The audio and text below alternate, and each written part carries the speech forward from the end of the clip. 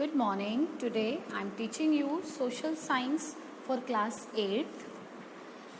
This is chapter 2nd of your civics, that is parliamentary form of government.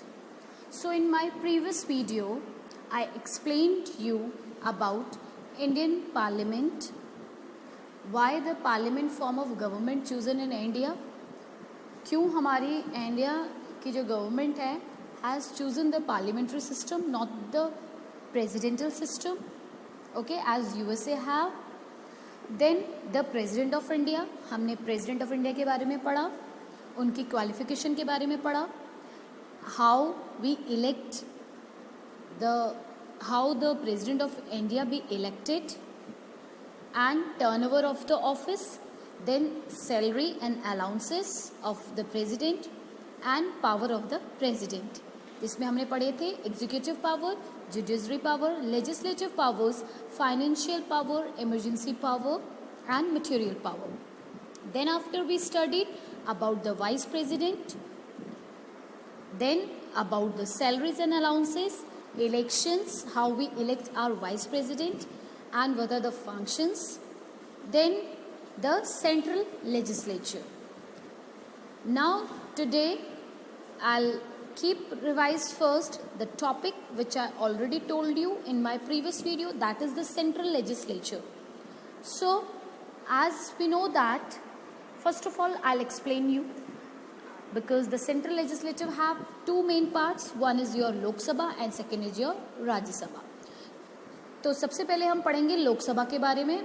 So as you know that is referred to as the lower house of the parliament. इसको हम lower house of parliament भी कहते हैं.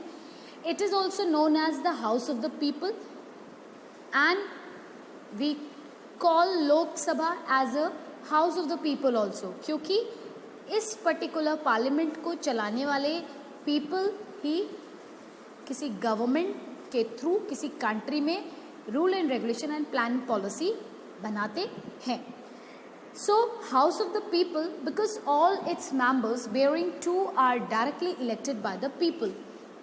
क्योंकि जो ये लोकसभा होती है इसमें जो पीपल इलेक्ट किए जाते हैं वो जो भी एमपीज होते हैं, जो भी मिनिस्टर्स होते हैं, ये सारे मिनिस्टर्स पीपल के द्वारा वोट देने के बाद ही सेलेक्ट होते हैं और लोकसभा में एज अ मिनिस्टर वर्क करते हैं.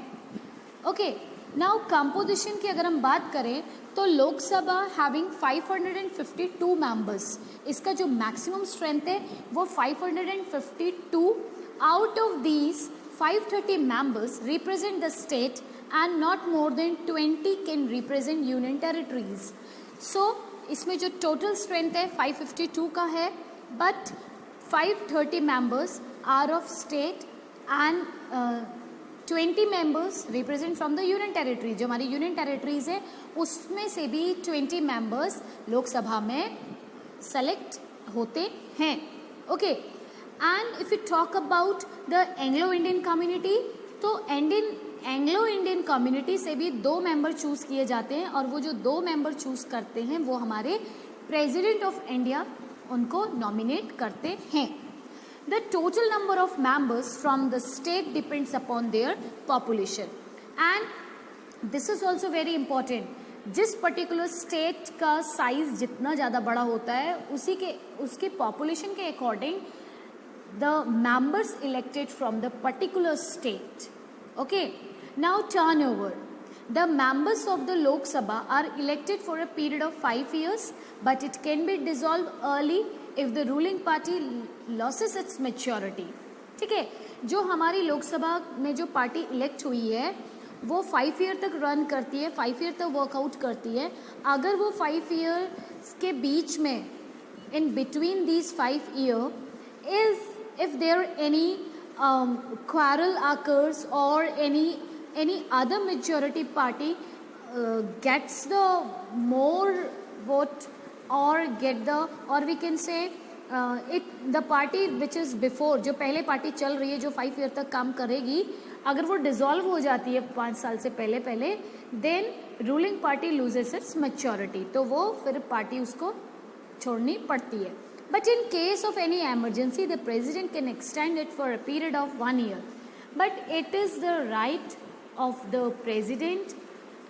It is the authority of the president that president can exceed 1 year for them.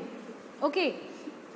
Now, if we talk about the qualification of Lok Sabha members, first must be a citizen of India. ये India के citizens होने चाहिए. Must not be less than 25 years age. इनका जो age group है it is not be less than 25 years. Must be in the voters list और इनका name voter list में भी होना चाहिए. Now election. The members of the Lok Sabha are directly elected by the people. They are called members of the parliament. For this purpose, the whole country is divided into constituency. Every adult citizens of India can vote on the basis of secret ballot to elect the candidate of his or her choice from respective areas. तो जो लोकसभा के जो members हैं इनको directly peoples के द्वारा elect किया जाता है. तो इस प्रोसीजर में जितने भी आपके 18 से अबव के जितने भी सिटीजन्स होते हैं they gets the voting right. उनको वोटिंग राइट होता है, वो वोट देते हैं और एक सीक्रेट बुलेट की हेल्प से इन कैंडिडेट्स का इलेक्शन किया जाता है इन डिफरेंट रिस्पेक्टिव एरियाज से. ठीक है. After the elections are over, जब इलेक्शन ओवर हो जाते हैं, the party that secures the maximum seat is invited by the president to form the government. और जो भी पार्टी मेजॉरिटी लेवल पर वोट गेट करती है उस पार्टी को प्रेसिडेंट इनवाइट करता है कि वो गवर्नमेंट में आकर के अपने रूल एंड रेगुलेशंस, पॉलिसीज या गवर्नमेंट को चलाए. Now the speaker and the deputy speaker, the newly elected members of the लोक सभा elects its chairman and vice chairman known as the speaker and the deputy speaker respectively. अब यहाँ पे जो हम स्पीकर चूज करते हैं और जो डिप्टी स्पीकर हमारा होता है जिसको हम वाइस प्रेसिडेंट भी कहते हैं, इनको कैसे चूज किया जाता है. तो जो हमारे वाइस चेयरमैन है और जो डिप्टी स्पीकर है एक्ट एज अ स्पीकर और ऑफ द लोक सभा when the speaker is on leave और रिजाइन फ्रॉम हिज पोस्ट. अगर जो हमारा चेयरमैन है, जो हमारा स्पीकर है, अगर वो किसी कारण से रिजाइन कर देता है और any circumstances happen with in any few of the circumstances, then in case the vice president or the vice chairman or we can say the deputy speaker get the chance to sit in his post. Now the second part of the central legislature, that is the Rajya Sabha composition, how it meant or how many members in this.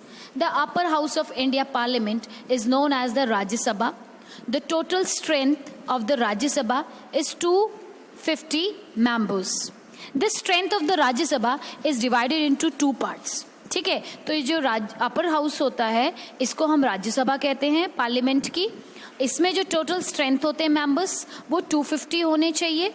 Okay. And it is also divided into two parts. One is elected members जो elect किए गए हैं और दूसरे होते हैं nominated members जो nominate किए गए हैं by the president. Okay. Now at present the total strength of the numbers of the members of the Rajya Sabha is 245. Through its maximum strength is 250 members. जो टोटल है वो 245 होने चाहिए but 250 members अभी जब मैक्सिमम लिमिट 250 के है but still we have 245 members in Rajya सभा.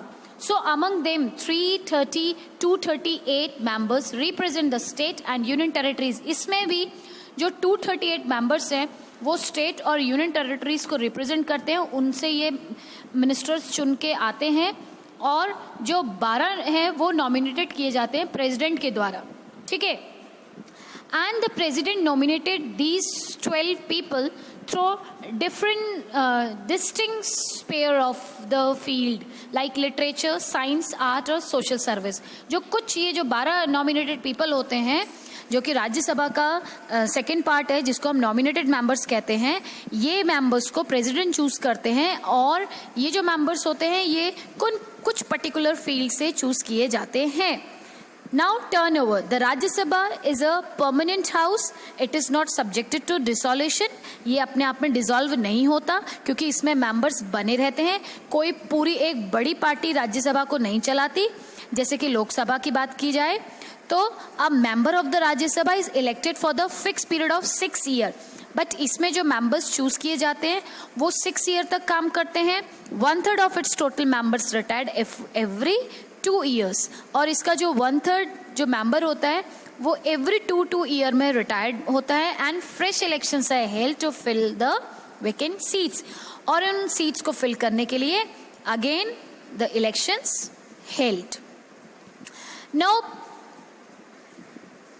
Rajya Sabha pre-deciding officers of Rajya Sabha. Now, who all are the officers in Rajya Sabha? Like the Lok Sabha, the Rajya Sabha also has a chairman and a deputy chairman. The Vice President of India is ex officio chairman of the Rajya Sabha. अगर हम राज्यसभा की बात करें तो इसका जो main होता है वो हमारा वाइस प्रेसिडेंट कहलाता है, जिसको हम एक्स ऑफिसो चेयरमैन भी कहते हैं। The deputy chairman is elected from amongst the members of the Rajya Sabha, और जो डिप्टी चेयरमैन होता है, ठीक है, जिसको हम चेयरमैन भी कहते हैं, and the deputy chairman is totally elected by the members of the Rajya Sabha only. Okay, chairman is the vice president of India, who is called the ex officio chairman also, and the deputy chairman is elected by the members of Lok Sabha itself. Now powers of the parliament, अगर हम powers of the parliament की बात करें तो लोक सभा and Rajya Sabha together comprise the parliament, दोनों ही आपस में मिल के चलाती है। The constitution makers took keen interest to make the Lok Sabha the predominated house.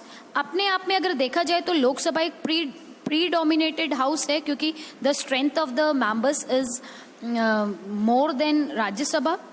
The powers of the parliament can be described as under. Now the following powers we will study about the parliament. First, legislative power. Now it is the power of both the houses combinedly. So first is legislative power. The parliament is the highest law making body. As we know that parliament अपने आप में एक highest law making body है in our country.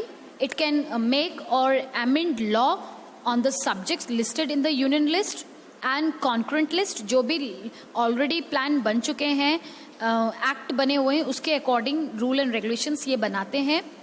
It also has the power to make law even on the state subject during emergency. अगर किसी particular state में कोई decision लेना है, कोई इमरजेंसी के टाइम पर, any of the action has to taken on that condition also, it is the power in the hand of the parliament to take the step against the rights और any of the mishappening और uncertainty happens in any of the state. Okay, now financial powers. The parliament has control over the financial resources of the country. तो अगर हम financial powers की बात करें तो parliament अपने आप में एक स्ट्रॉन्ग बॉडी होती है किसी भी कंट्री की, और इस पार्लियामेंट के हाथ में पावर होती है कि वो किसी भी कंट्री का जो फाइनेंशियल रिसोर्सेज है उसके ऊपर अपना कंट्रोल करे।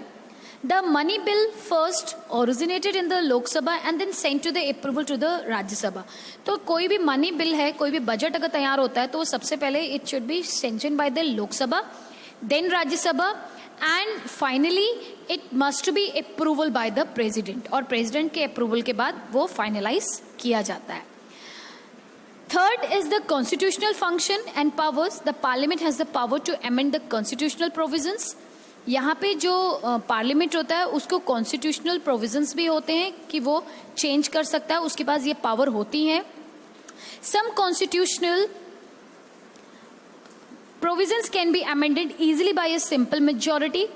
अगर ग्रुप ऑफ पीपल, ज़्यादा मेजॉरिटी के पीपल किसी अमेंडमेंट में कोई अपना निर्णय देते हैं तो वो फाइनल हो जाता है, उसमें आपको ज़्यादा मैटर को खींचने की ज़रूरत नहीं पड़ती पार्लियामेंट में, अगर मेजॉरिटी पीपल उस पर्टिकुलर निर्णय के लिए हामी भर देता है, ठीक है। But for amending the major portion और section of the constitution 2/3 majority both the houses is a must. लेकिन जो पर्टिकुलर आपने रूल एंड रेगुलेशंस को चेंज करना है या लॉ अगर चेंज होना है तो उस कंडीशन में 2/3 मेजॉरिटी पार्टी का रजामंदी होना जरूरी है, ठीक है। Now fourth is executive power. So in executive power, in a parliamentary form of government, the council of the minister is collectively made responsible to the House of the People, the Lok Sabha. The Parliament control the executive by questioning the ministers about their policies and decisions. तो executive powers